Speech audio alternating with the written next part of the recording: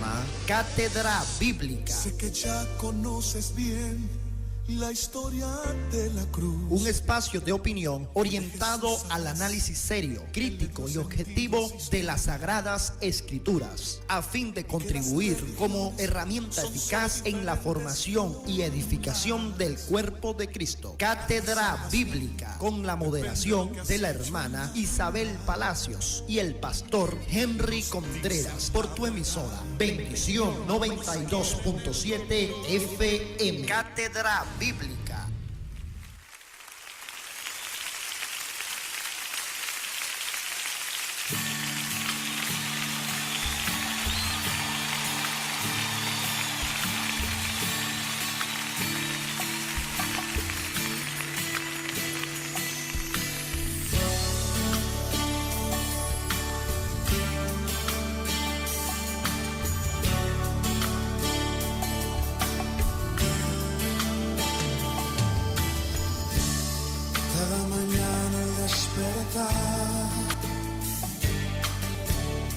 Y por la noche al descansar, agradezco tus bondades a mi vida, por todo lo que me permites disfrutar. Cada mañana al despertar, por la noche al descansar, agradezco tus bondades a mi vida, por todo lo que me permites disfrutar. Aleluya,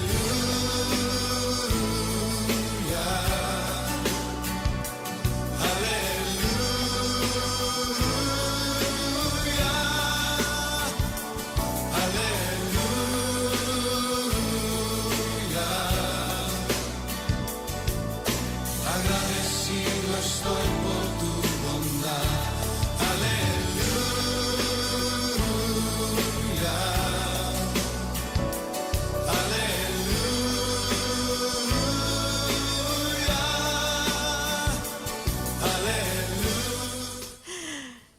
Qué breve, son las 6 de la mañana con 6 minutos, al menos en mi teléfono esa es la hora que acusa.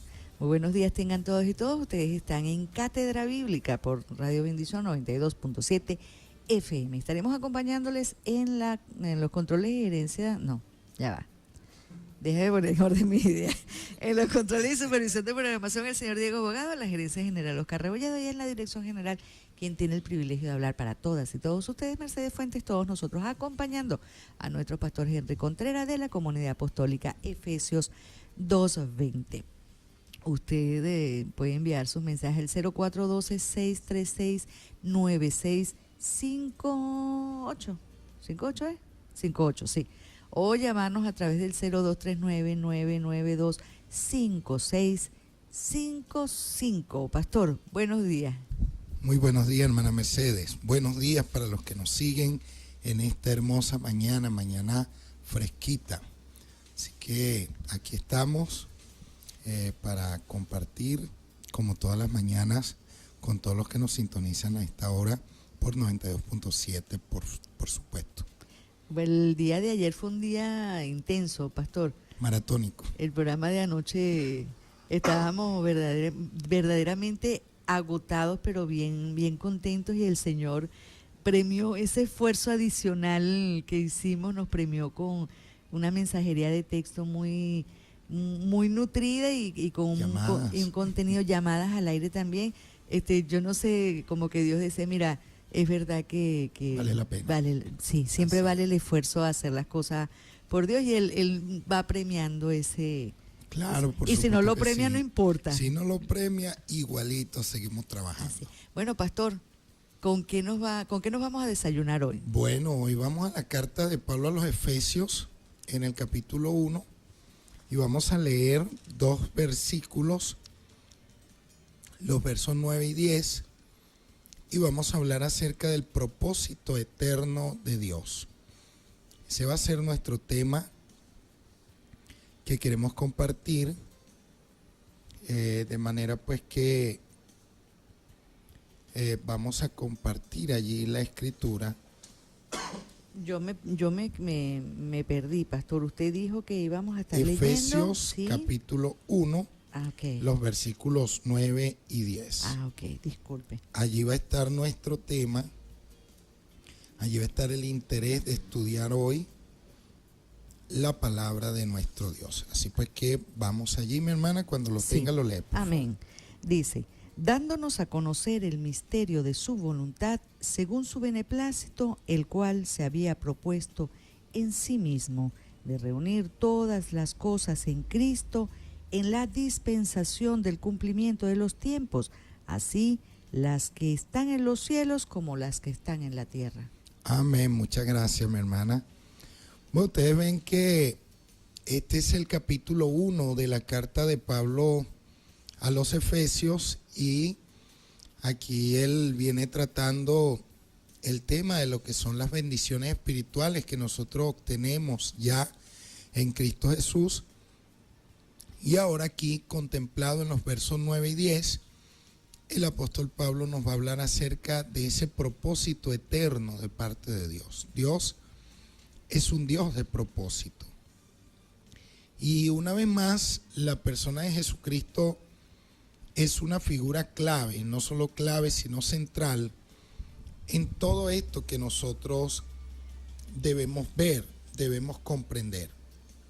La voluntad divina efectivamente siempre ha tenido y siempre tendrá un propósito, pero este propósito no nace en nosotros, no se ubica en nada que tenga que ver con lo creado, incluso no se ubica en nada que tenga que ver con lo creado. Esto es importante decirlo. El pastor Jesús Romero ha dicho en muchas ocasiones que el propósito de Dios no lo realiza el Señor en Israel. Mal podríamos nosotros aquí en esta mañana ser antisemitas, porque no lo somos. Jesús y los autores del Nuevo Testamento y los autores de toda la Biblia, en su mayoría, por no decir en su totalidad, son semitas. De tal manera que aquí no es nuestro objetivo impulsar o promover un antisemitismo, pero sí dejar las cosas bien claras. Y es que el propósito de Dios no lo va a llevar a cabo en Israel, sino en Cristo. Ahora, esa no es una enseñanza que es propia del pastor Jesús Romero ni de Henry Contreras. No, simplemente es una enseñanza bíblica, es una enseñanza apostólica, es una enseñanza del apóstol Pablo, y de allí la necesidad de que acerca de estas cosas también se hable. La voluntad divina siempre ha tenido, y repito, tendrá un propósito, y ese propósito nosotros ni siquiera debemos buscarlo en el tiempo, ni siquiera debemos buscarlo en la historia. Nosotros ese propósito debemos buscarlo en la eternidad. A pesar de que nosotros es poca o ninguna la experiencia que tenemos de la eternidad, toda nuestra experiencia la medimos bajo categorías temporales, bajo categorías históricas, y es por eso que tal vez nos cuesta a nosotros asimilar el asunto. Pero el apóstol, inspirado por el Espíritu Santo, ubica el propósito de Dios desde antes de la fundación del mundo. Ubica el propósito de Dios antes de todas las cosas, de tal manera que es un propósito que ve luz, ve nacimiento en la eternidad y que se lleva a cabo, por supuesto, en un tiempo histórico, en un desarrollo de la historia de los hombres. Sin embargo, en ese andamiaje histórico, en ese andar de la historia, ese propósito tiene que desencadenar y alcanzar su cumplimiento con la venida de Jesucristo. Entiéndase venida como su nacimiento en primer lugar, o su encarnación, la encarnación del Verbo. Es cuando ese propósito va a empezar a alcanzar sentido, porque hasta entonces el sentido que se tenía era muy ambiguo. De hecho, nosotros vemos la forma como se podía entender o se podía llevar a cabo la dispensación antigua, es decir, el Antiguo Testamento, y nosotros vemos hechos que nos horrorizan, nos escandalizan, derramamientos de sangre de todo punto de vista que incluso muchas veces eran justificados por Dios mismo. Matanza donde Dios mismo daba orden de que no se perdonara ni a hombres, ni a ancianos, ni a mujeres, ni a niños, de que se borrara absolutamente todo. Eso a nosotros nos escandaliza cuando lo leemos con una sensibilidad cristiana, cuando lo leemos en Cristo, porque efectivamente cuando Cristo viene, nosotros vamos a ver que se va a alinear con una visión completamente distinta acerca de Dios. De tal manera que el propósito divino, el propósito de Dios tiene un tiempo para su ejecución, tiene una figura central para que sea posible esta ejecución y no es otro que nuestro Señor y Salvador Jesucristo. De allí que nosotros podamos entender esto. El apóstol nos va a hablar de la dispensación del cumplimiento de los tiempos. Los tiempos necesitaban madurar. Los tiempos necesitaban alcanzar un clímax, necesitaban llenarse definitivamente. Vamos a pedirle a la hermana que se ubique en Gálatas capítulo 4, versículo 4, por favor, y nosotros vamos a ir estudiando esto acerca del cumplimiento de los tiempos. Me puso a correr, pastor. Tranquila, no se preocupe. Estamos destacando la importancia que tiene este propósito divino llevado a cabo en Cristo. En Cristo Dios va a reunir todas las cosas, absolutamente todas las cosas. Y qué bueno que así sea. Y lo va a hacer en la dispensación del cumplimiento de los tiempos. Observe que los tiempos necesitaban cumplirse. Necesitan cumplirse. Y Dios va a reunir todas las cosas en Cristo. Ojo, las que están en los cielos como las que están en la tierra. Amén. Entonces por eso vamos a ir viendo en qué momento los tiempos están maduros, en qué momento los tiempos están alcanzando cumplimiento. Si ya tiene el texto, lo podemos leer. ¿Gálatas qué? Gálatas capítulo 4, versículo 4, por Mire, favor. Pues mire, sí. Lo tenía Sí, allí. amén, dice. Pero cuando vino el cumplimiento del tiempo, Dios envió a su Hijo, nacido de mujer y nacido bajo la ley. Amén. Fíjese, cuando vino el cumplimiento, la palabra para cumplimiento allí es pleroma. Cuando pleroma significa llenar hasta arriba. Cuando los tiempos se llenaron hasta arriba, Dios entonces envió a su Hijo. Es cuando se va a manifestar Cristo en el cumplimiento de los tiempos para que se puedan ejecutar o se puedan alcanzar los objetivos que Dios se había trazado. Esto se define como una economía o una dispensación del cumplimiento de los tiempos. Bueno, es importante que nosotros le demos importancia a este asunto porque es a partir de aquí que nosotros podemos entender, que nosotros podemos comprender qué es lo que determina, cuál es la condición del propósito de Dios que se tenía que llevar a cabo en un tiempo y tenía que cumplirse en una persona, en una figura central, y este no fue otro que nuestro Señor y Salvador Jesucristo. La dispensación o la economía determina la administración de algo. Es decir, Dios estuvo administrando los tiempos, Dios estuvo administrando todas las cosas y lo sigue haciendo y se iba manifestando de determinada manera. Ahora lo iba a hacer de una forma completamente distinta como no había ocurrido hasta anteriormente.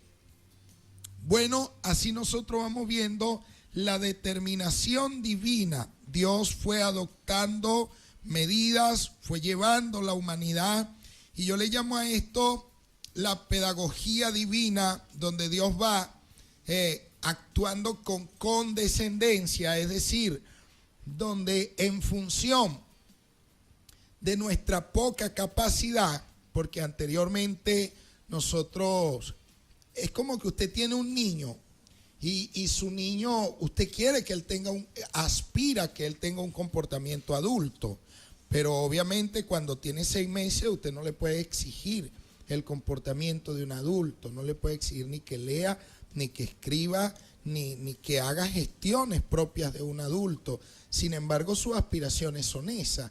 Entonces, mientras eso pasa, usted adopta la capacidad del niño, baja su mundo y desde allí lo va educando, lo va llevando hasta que progresivamente él vaya madurando y entonces se le puedan exigir comportamientos adultos. De esta forma Dios venía tratando con la humanidad. Venía tratando con la humanidad paulatinamente a través de la dispensación de todos los tiempos hasta que llegó el cumplimiento del tiempo. Entonces Dios en la persona de Jesucristo nos muestra su carácter, nos muestra la expresión exacta de su voluntad y ahora por su espíritu lo revela y nos lleva a nosotros a tener un comportamiento más maduro, tal cual como se exige allí o se debe aspirar en la carta de Pablo a los Efesios. En el capítulo 4 nosotros podemos ver los versos 13 y siguiente, donde el texto dice, usted lo tiene, mi hermana. Sí, señor. Léalo, por favor. Dice, hasta que todos lleguemos a la unidad de la fe y del conocimiento del Hijo de Dios, a un varón perfecto a la medida y la estatura de la plenitud de Cristo. Amén. Fíjese usted cómo se va pidiendo que todos lleguemos, que todos alcancemos una madurez, y los textos anteriores o el siguiente, dice, entonces ya no seremos niños inmaduros, para que ya no seamos niños inmaduros. Entonces la plenitud, la madurez, la va a ir mostrando el Señor es en Cristo. Bueno, esta es la determinación divina.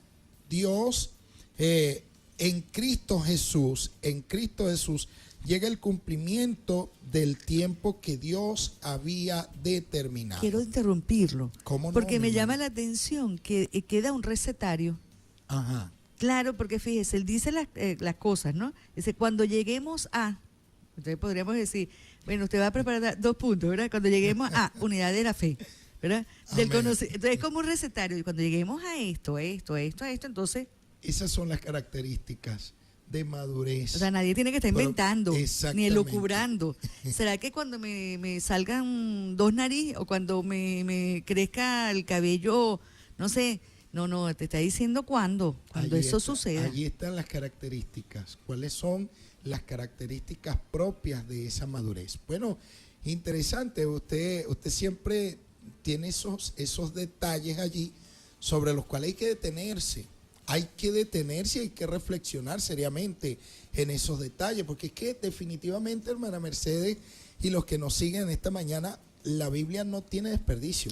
Tal vez lo tenemos nosotros, pero el texto no. Y mucho. El texto no tiene desperdicio.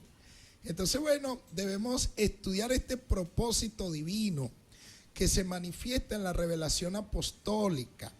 Dios quiere reunir todas las cosas, o se propuso reunir todas las cosas, y lo hizo en Cristo. En Cristo. En Cristo reunió todas las cosas. Aquí hay una palabra griega bien interesante, es difícil su pronunciación. Anakephalaio. No dije la grosería, Imagínese pastor. usted, anakephalaio. Santo. Es la pronunciación de esta palabra griega. Ahora, lo interesante es que esta es una palabra como compuesta, ¿no? Y está implícita la expresión cabeza.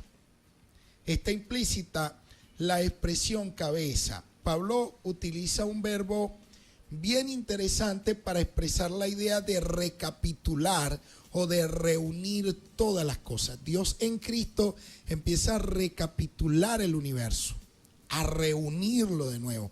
Por eso tenía que esperarse hasta que Cristo pudiera venir aquí a la tierra, pudiera manifestarse el verbo de Dios, pudiera estar aquí con nosotros. Se tenía que alcanzar el cumplimiento de todas las cosas. Entonces, la raíz de este verbo tiene la idea de cabeza, pero es en cierto modo es polisemántica, es decir, admite varios significados.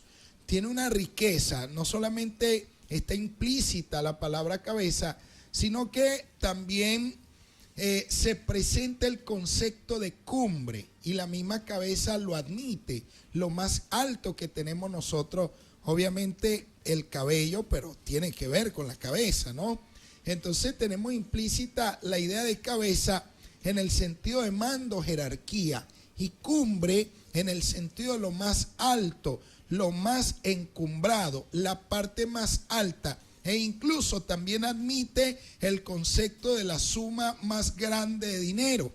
Entonces tenemos tres cosas implícitas aquí en la palabra que el apóstol Pablo está empleando. La idea de cabeza, de recapitular o cumbre, y de la suma más alta de dinero. El pago más alto que Dios ha dado para reunir todas las cosas ha sido Jesucristo. No ha habido un pago más alto que Dios haya podido dar, ni jamás lo habrá. De allí la importancia de nosotros poder comprender cómo el propósito de Dios no tiene nada que ver con nada que se le parezca a lo que usted pueda mirar aquí en la tierra, ni con Israel, ni con absolutamente nadie.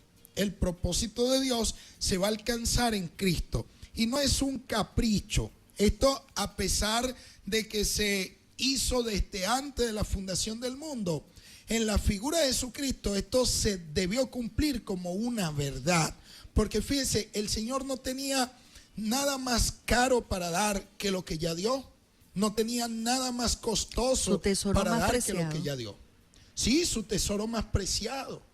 Absolutamente lo más preciado, lo más precioso de Dios, ya lo entregó. Ya lo entregó. Y lo entregó por nosotros.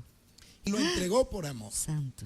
Entonces debemos comprender nosotros, ir comprendiendo esto. Sucede que muchas veces este tipo de asuntos no se estudian o no se logran ver.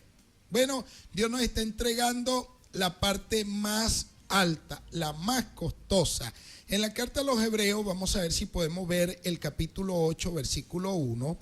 Esta clase del día de hoy pues está profundamente cargada, imbuida de teología, pero también nos hace falta, que nosotros podamos pasearnos por este tipo de pasajes de la Biblia. Vamos a ver Hebreos capítulo 8 en el versículo 1, a ver qué nos puede decir la escritura allí. Allí el apóstol o el autor, disculpen ustedes, no podría hablar de un apóstol como tal porque no conozco el autor de esta carta o de este libro.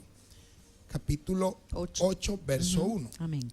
Dice, ahora bien, el punto principal de lo que venimos diciendo es que tenemos tal sumo sacerdote, el cual se sentó a la diestra del trono de la majestad en los cielos. Amén. Fíjese, allí el punto principal es el punto cabeza, el punto más alto, y nos va a hablar de Jesús como el sumo sacerdote. Entonces, el sentido de la palabra que estamos estudiando, esa palabra toda rara y extraña que mencionamos, tiene que ver con el resumen de todo. Aparece aquí esta palabra, y nosotros debemos prestarle atención porque en Cristo Jesús Dios ha podido reunir todas las cosas. Es decir, Cristo tiene como la capacidad de ligar, vincular todas las cosas. Y vamos a ver el por qué Dios tiene la necesidad de reunirlo. Tal vez más adelante nosotros lo vamos a ver, el por qué Dios tiene la necesidad de reunir todas las cosas. En fin, lo que estamos viendo es que Dios empieza a reunir, a sintetizar absolutamente todo en Cristo. En Romanos capítulo 8, nos vamos a estar paseando por la escritura. En Romanos capítulo 8, cartas anteriores a las de Hebreos, Romanos capítulo 8. Gracias por el tips. Amén, mi hermana. No se preocupe. Usted siempre tan sabio, pastor, porque me puso a correr. No se preocupe, mi hermana, que aquí estamos para aprender todos. Los hermanos deben saber que yo no tengo destreza en el manejo de la Santa Biblia como como libro, no, ni como libro ni tampoco teológico. Pero el Señor tiene misericordia, mi pastor, mucha paciencia. Amén, no se preocupe. Sabe que lo que se requiere muchas veces no es gente a veces tan entrenada, sino gente bien dispuesta. Y eso es lo que muchas veces, por lo cual muchas veces adolecemos. Necesitamos gente que tenga, en lo personal, a mí me gusta trabajar con personas que tengan 3 características, que sea tiempo, vocación y compromiso. Amén. Si existe el tiempo, si existe gente comprometida y que tenga vocación, lo demás viene por añadidura, lo demás Amén. lo va dando el Señor. Amén. Usted me dijo Romanos. Romanos capítulo 8, versículo 9. Versículo 9. Ok. Entonces, fíjense cómo vamos viendo cómo Dios va reuniendo en Cristo Amén. todas las cosas. Lea, por favor. Dice, mas vosotros no vivís según la carne, sino según el Espíritu, si es que el Espíritu de Dios mora en vosotros. Y si alguno no tiene el Espíritu de Cristo, no es de él. Amén. Entonces, fíjese, aquí se llama al Espíritu Santo el Espíritu de Cristo, y él lo que va haciendo es el trabajo que Dios va haciendo posible a través del Espíritu de ir reuniendo todas las cosas en Cristo. El Espíritu tiene que ir afectando este mundo completamente, así como va afectando nuestra vida.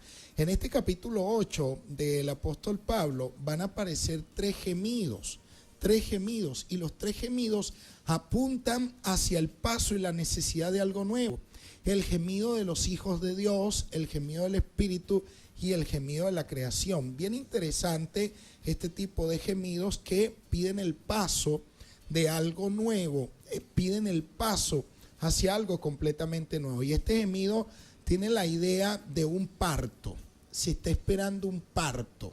Nosotros estamos esperando ver que de nosotros brote algo completamente nuevo, pero sucede que nuestra vida en este momento está escondida con Dios en Cristo. Nuestra vida auténtica está escondida con Dios en Cristo. Esta vida ni siquiera la muerte la puede tocar, porque esta vida está guardada en esperanza. Es algo que nosotros todavía no tenemos, pero que ya lo tiene Cristo, porque Cristo es el primogénito de entre los muertos. Solamente Él resucitó de entre los muertos. Lo que ha ocurrido en Él no ha ocurrido en absolutamente más nadie. Y allí está capitulada, reunida toda nuestra vida y todo lo que va a ser de la creación.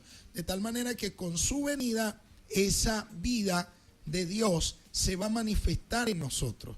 O sea, fíjese lo maravilloso que es el Señor, que ya ni siquiera la muerte puede tocar esa vida. Ya no la puede tocar porque Jesús es un intocable. La muerte no puede tocar a Jesús. Y si no puede tocar a Jesús, no toca tu vida, porque tu vida está escondida con Dios en Cristo Jesús.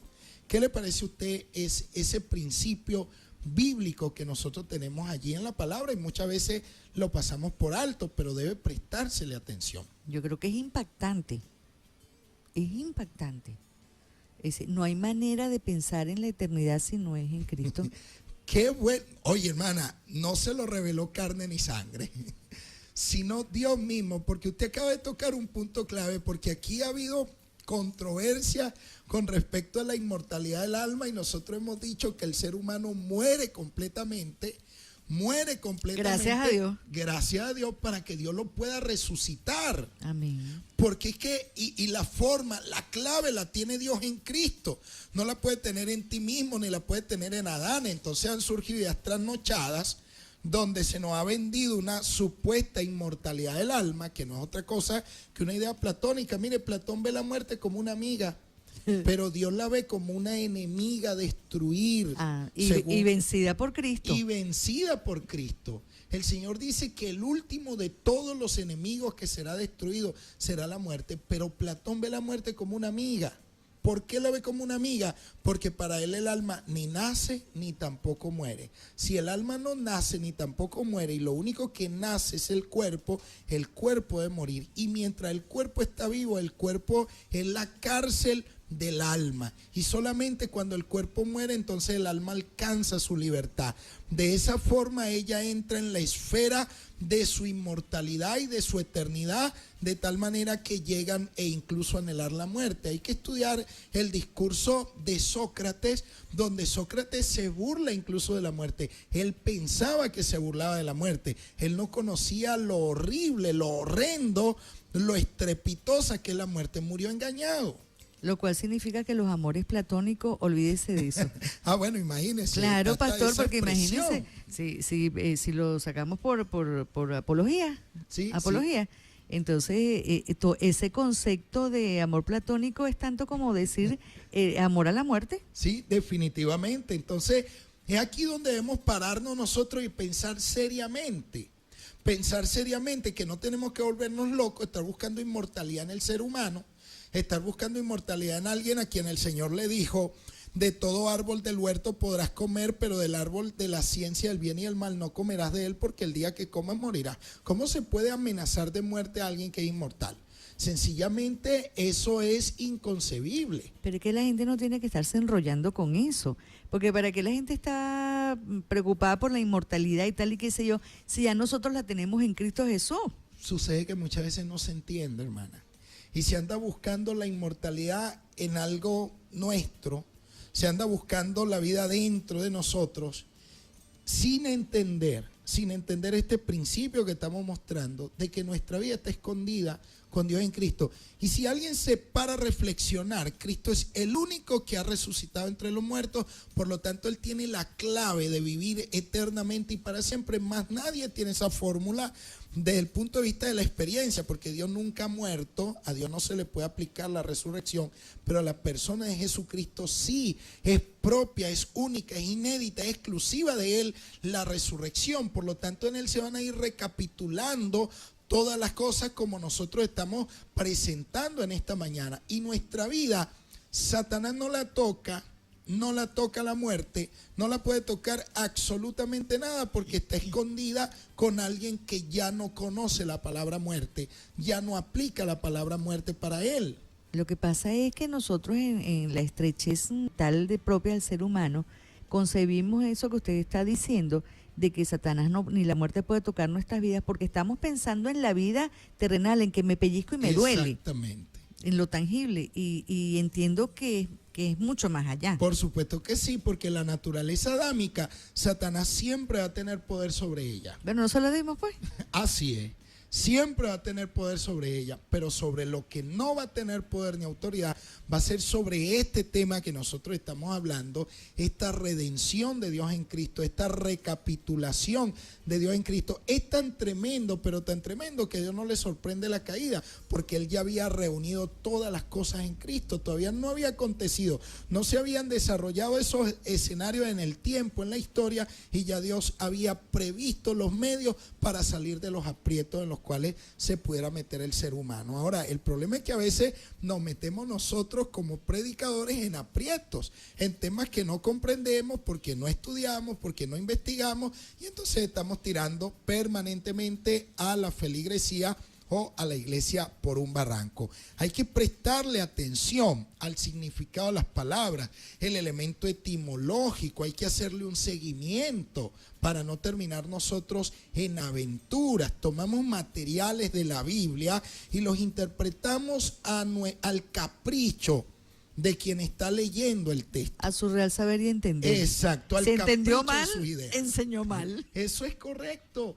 Y cuando vemos nosotros el uso que se le da a los textos de la Biblia, es arbitrario, fuera de contexto, sin respetar su etimología, sin estudiar el origen de la palabra, sin estudiar el contexto, sin ver quién lo expresa, a quiénes se lo expresa, cuáles son los motivos que tiene para expresarlo, sin estudiar su contexto cultural. Entonces, ¿cuántos errores no podemos llegar a cometer nosotros desde ese punto de vista? Entonces, es necesario que nosotros realmente le podamos prestar atención a este asunto. Amén. A mí me parece que usted tiene la necesidad de llevarnos a la mensajería de texto, así que yo le doy el pase. Gracias, pastor. Dice, buenos días, mis hermanos, Dios nos bendice siempre, amén. Tema interesante y hermoso, me encanta, dice un hermano, una hermana. Buen día para ustedes, muy atenta al tema de este día, como siempre, enseñanzas muy ricas. Gracias. Pastor, una pregunta. Adán y Eva, este es un mensaje. Pastor, una pregunta. Adán y Eva eran inmortales en el huerto del Edén. Explíqueme eso, por favor. Excelente tema. Amén. Bien, no eran inmortales ni siquiera cuando estaban en el huerto del Edén. Y vamos a ver las razones, vamos a ver los motivos, porque en cierto modo tienen que ver con el tema. Yo le quiero pedir a la hermana o el hermano que nos hace la solicitud, la pregunta, que se ubique con nosotros en Génesis capítulo 2, versículo 5. Allí vamos a ir viendo esto y vamos a comprender por qué no había inmortalidad en ellos. ¿Usted lo tiene, madre? Sí, señor. Por favor. Dice, y toda planta del campo antes que fuese en la tierra, y toda hierba del campo antes que naciese, porque Jehová Dios aún no había hecho llover sobre la tierra, ni había hombre para que labrase la tierra. Amén. Fíjese que la tierra de la cual va a salir Adán es una tierra improductiva. Árida. Es una tierra árida, exacto. Es una tierra que no es fértil. Tiene dos problemas. Uno, no recibía lluvia. Y número dos, no había hombre para que la hiciera productiva. Eso es lo que está presentando el texto allí.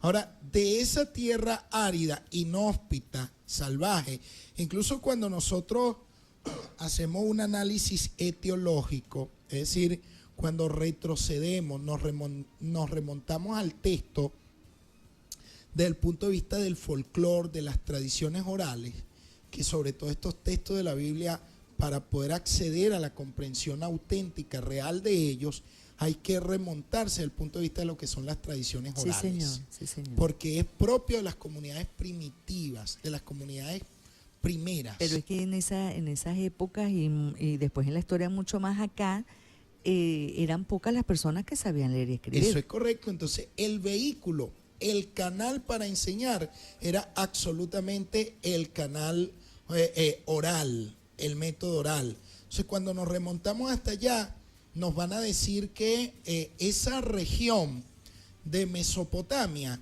esa región de allí que está estableciendo el texto, es una región de habitación de seres Señor. y animales salvajes. Dios hace Cuénteme. grande. No, hay una situación bien difícil que se presentó el día de anoche, que tiene que ver con mi trabajo y me dispensan que No yo, se pero es preocupe. que Dios hace cosas maravillosas. Amén, amén. Y entonces yo me acosté, pretendí preocuparme cuando entendí que no dependía de mí. Y entonces yo decidí no preocuparme porque Dios se va a ocupar. Y en la mañana mandé un mensaje y ahorita tengo la respuesta. Dice, no se preocupe porque el sistema se cayó y hay chance hasta el martes. Bueno, Gloria a Dios. por Dios, por Dios. Señor, honra a Dios los es que le bueno. honran. Amén. Claro que sí, Gracias, así Padre. es. Gracias, Señor. Amén, Qué amén. tremendo. Bueno, nos contentamos pues. Y me dispensa, pastor. Esa sonrisa le iluminó el rostro, así Sí. que gloria a Dios por eso. Bueno, fíjese, nosotros retomando aquí vemos que esta tierra es una tierra estéril, es una tierra árida, es una tierra improductiva, no recibe el agua. Y hay que revisar esto en el contexto geográfico, lo indispensable que es el agua. Es tan necesaria el agua que el agua va a ser un símbolo del Espíritu Santo, va a ser un símbolo de Dios, va a ser un símbolo de las cosas más preciadas en la zona porque, wow, el agua por allá era sinónimo de vida. Pero es que es hasta difícil comprensión. O sea, comprensión no. Uno tiene que estar comprendiendo. Eso pasó y ya. Es de difícil visualización.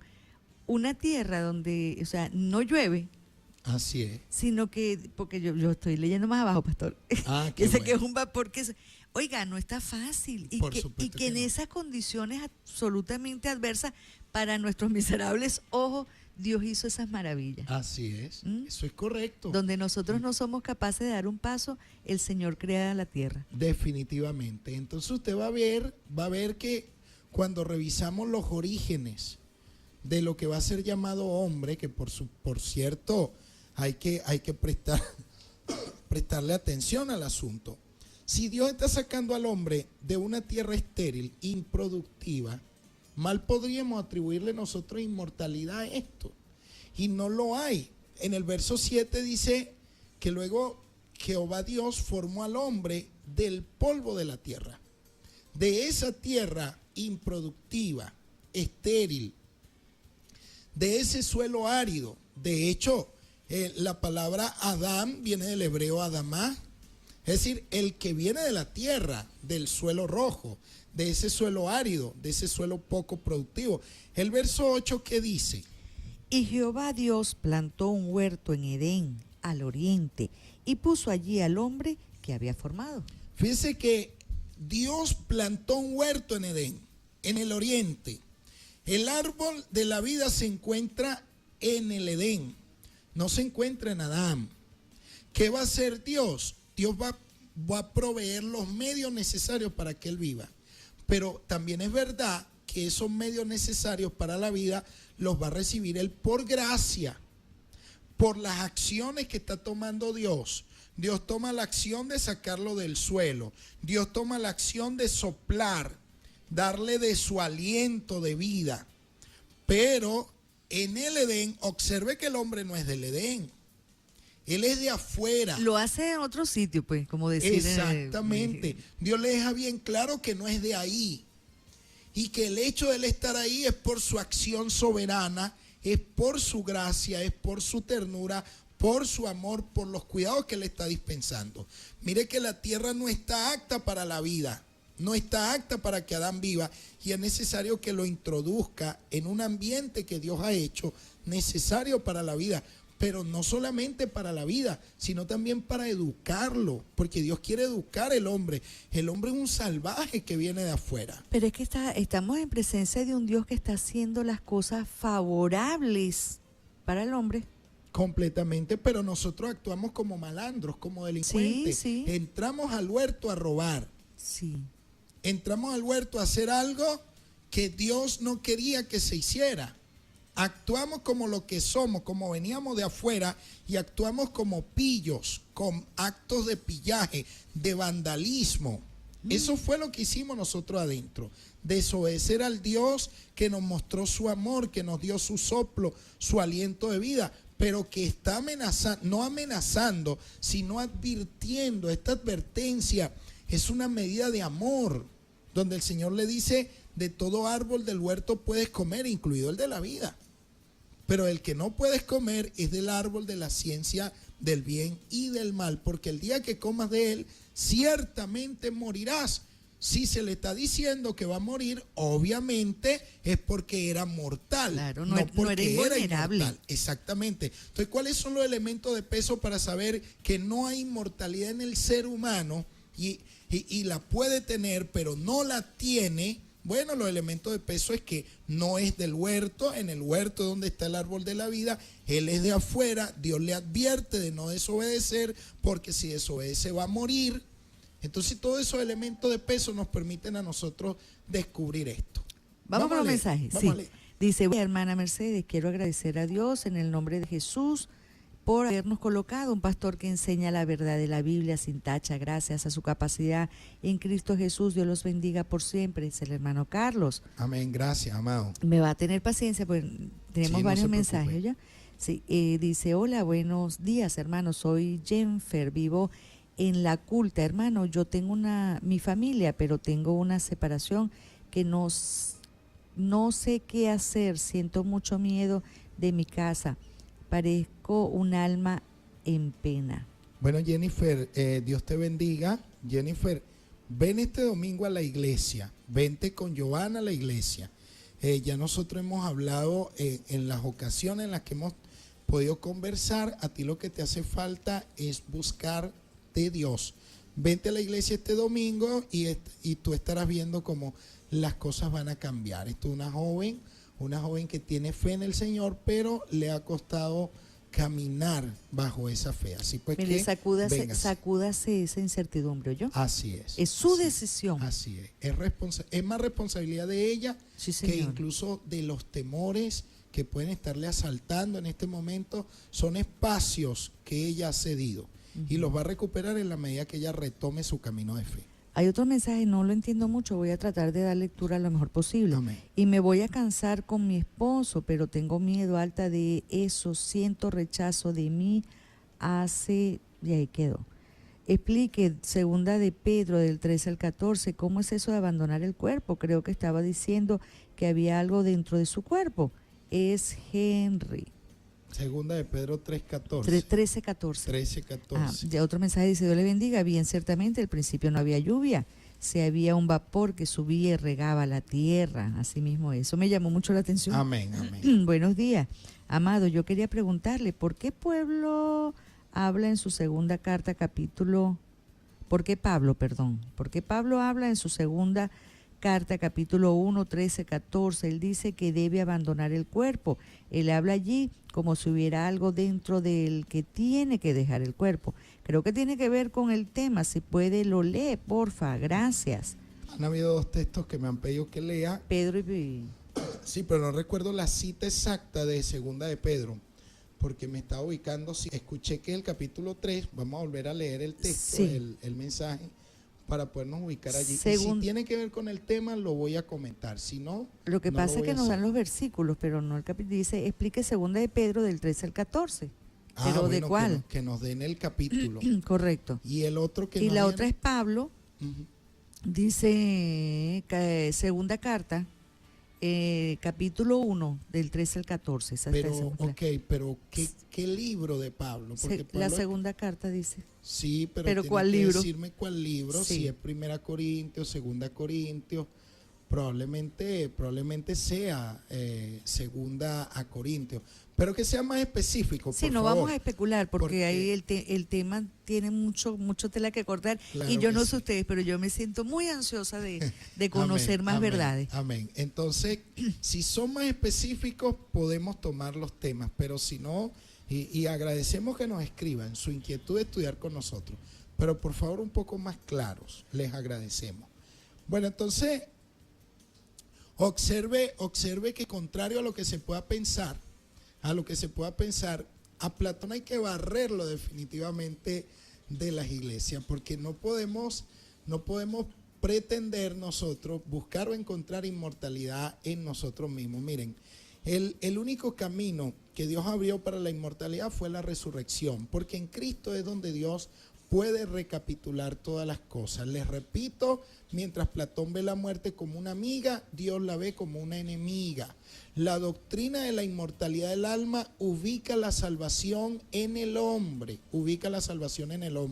La doctrina de la resurrección obviamente ubica la salvación en Cristo, y nosotros tenemos que tomar decisión desde este punto de vista, de tal manera que espero haber podido responder de manera superficial, porque habría que profundizar mucho más todavía en el Génesis capítulo 2, pero en su momento volveremos a estudiar esto. Ya nosotros en otras ocasiones lo hemos hecho, pero cuando sea necesario lo volveremos a hacer. E incluso con el tema de la inmortalidad del alma vamos a tener que seguir enseñando respecto a este asunto, porque hay mucha confusión e incertidumbre con todo esto. Bueno, retomamos aquí entonces en Cristo como cabeza, como aquel que puede reunir de nuevo todas las cosas, y como el precio más alto, más encumbrado que ha pagado Dios por nuestra redención. Y debemos comprender esto y tenerlo sumamente claro. Es como si el Señor Jesucristo tuviese la clave para volver a ligar, a religar absolutamente todas las cosas. De allí la necesidad de que nosotros entendamos que en este momento estamos bajo la dispensación mesiánica, bajo el dominio, el gobierno de nuestro Señor y Salvador Jesucristo. Hay que recordar que Dios lo hizo Señor y lo hizo Cristo. Y nos encontramos entonces bajo esta dispensación en la cual Dios va renovando absolutamente todas las cosas. Hay que notar que según estas tres verdades que se desprenden de aquí, de lo que nosotros estamos estudiando, de Cristo como cabeza, de Cristo como aquel donde se reúnen todas las cosas y como el precio más alto que ha dado Dios, entonces debemos ver que incluso en esta palabra hay un prefijo que indica repetición, donde Dios empieza a retomar en Cristo todas las cosas. De ahí que la Biblia, para hablar de nuestra salvación, hable de redención, hable de rescate, hable de renovación. Es decir, Dios vuelve a recapitular, a retomar, a restaurar, a reparar en Cristo todos nuestros desastres, todas nuestras tragedias, todas las taras de la humanidad que veníamos arrastrando desde Adán. Entonces el Señor empieza a recapitular, a restaurar todas las cosas, las va retomando para llevarlas a su estado primitivo. ¿A cuál estado primitivo? ¿Al que teníamos en Adán? No, al que se remonta al propósito eterno de Dios. Al que se remonta al propósito eterno de Dios, mucho antes de haber Adán, mucho antes de haber tierra. Lo que estudiábamos en días pasados, en el caso de Jeremías, donde Dios le dice que antes que se formara en el vientre de su madre lo conoció. Y Jeremías llega a maldecir el día de su nacimiento, pero no toca el llamado de Dios. Para que usted vea lo tremendo, pudo tocar el día de su nacimiento, pero jamás pudo tocar el propósito de Dios, porque no se puede maldecir. Nadie que no ha nacido puede maldecir todavía. Entonces Dios ya lo había llamado, lo había escogido mucho antes de él nacer, mucho antes de formarse en el vientre de su madre. Entonces, en otras palabras, el Señor le dice, mira, podrás estar frustrado, podrás estar decepcionado, podrás estar triste, pero tú no tocas lo que yo te doy. No alcanzas a tocarlo porque tú todavía no habías nacido. No hay manera. Si no existías, no hay manera de que discuta este asunto La conmigo. voluntad de Dios no hay manera de torcerla. Es inquebrantable, es incuestionable. El propósito eterno de Dios tiene que estudiarse, tiene que entenderse con suficiencia. Porque queramos o no se va a cumplir. Claro, de allí que Dios a veces nos dispense nuestras necedades. ¿Cuántas pataletas tenemos nosotros muchas veces? Continuamente. Así es. Y aún así no tocamos la voluntad de Dios. No tocamos el propósito de Dios. ¿Cómo nos verá él? Yo me imagino que dale, que No como importa, quiera, que dale él todo lo es que quiera. Estás metido en tu cisterna. El Señor dice, dale, di todo lo que tú quieras. Vamos a darle paso a la mensajería. Tremendo, ¿no? Cada día amo más a Cristo. Amén. Es tremendo el Señor. Dios les bendiga, hermanos. Tenga una gran necesidad. ¿Cómo hago para retener la palabra de Dios, los capítulos, versículos y el libro en mi mente? Yo sé que está fuera del tema. Si me pueden responder, los oigo y me gozo. Amén. Bueno, la Biblia presenta por lo menos 7 estados mentales. Por lo menos 7 estados mentales. Fíjese usted cómo va a ser para retener el asunto, ¿no? Porque una es la mente carnal, otra es la mente corrompida, otra es la mente entenebrecida, otra es la mente oscurecida, otra es la mente reprobada, y hay 2 hacia los cuales debemos apuntar, que es la mente espiritual y la mente de Cristo. Los 5 primeros estados mentales provocan dispersión cuando tiene que ver con la Biblia. Una mente carnal obviamente va a rechazar lo que viene del Espíritu. Una mente corrompida obviamente tiene su interés en otras cosas. La mente oscurecida no logra entender a ciencia cierta. La mente reprobada está descalificada por Dios.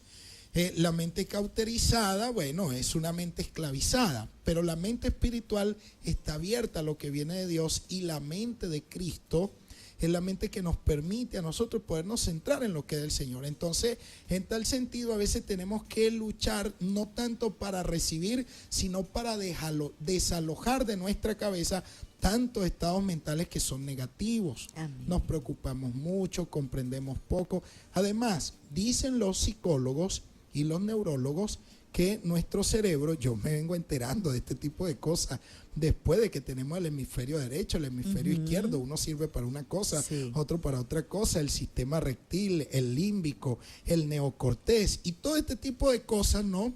Y cómo están allí en nuestra cabeza, pero no las explotamos, no las aprovechamos. Entonces resulta ser que tenemos un cerebro a corto plazo, a mediano plazo y a largo plazo.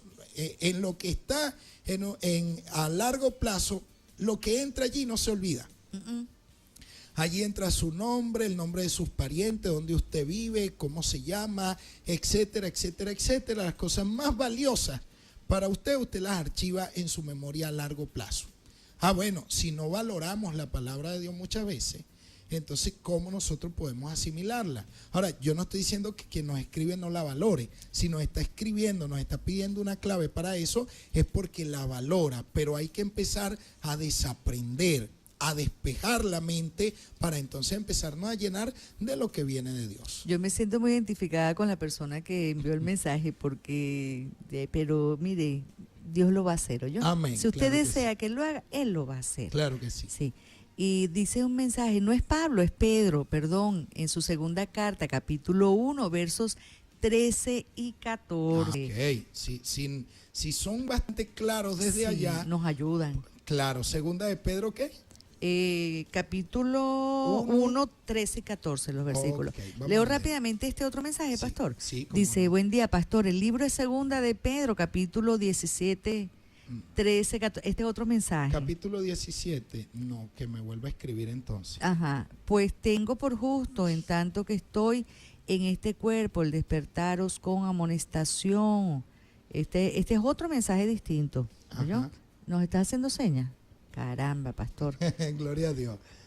Bueno, no nos va a dar el tiempo. El tiempo llega a su final y bueno, yo debo obedecer al gran Diego porque es verdad que este hombre tiene una autoridad tremenda aquí en los controles. Él puede... Él nos cierra los micrófonos, él nos pastor. puede cerrar los micrófonos y se acaba Y el después yo lo programa. golpeo con santidad, pero lo golpeo. Bueno, gloria a Dios. Entonces, bueno, el día de mañana nosotros podemos seguir tratando este tema y queremos agradecerle por la participación, el interés que tienen de estudiar con nosotros. Bendiciones. Amén. Leo rápidamente este mensaje. Feliz día, mis amados. Gracias al Señor por darnos un excelente historiador y pastor. Saludos, el hermano Paz, así mismo es.